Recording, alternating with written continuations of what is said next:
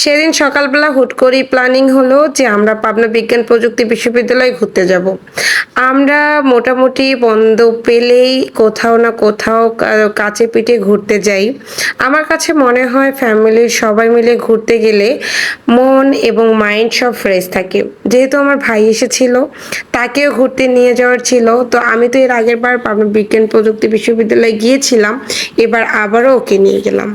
এনভায়রনমেন্টটা অনেক সুন্দর ছিল। জায়গাটা খোলামেলা পরিবেশ ছিল, ভালোই লাগছিল।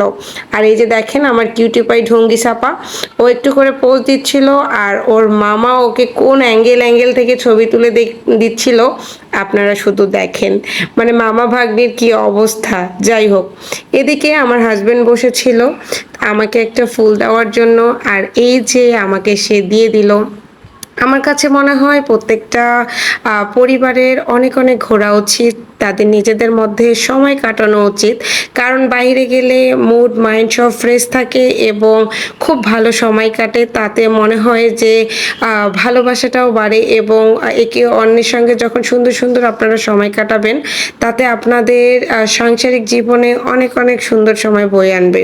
আর আমি তো সবসময় চেষ্টা করি যে আমার ফ্যামিলির সঙ্গে আমি সবসময় সুন্দর সুন্দর সময় কাটানোর, এবং আমিও আপনাদেরকে বলবো আপনারা সব সময় হাসি খুশি থাকবেন এবং নিজের পরিবারের সঙ্গে অনেক সুন্দর সুন্দর সময় কাটাবেন। তাহলে দেখবেন জীবন অনেক সুন্দর। আলহামদুলিল্লাহ।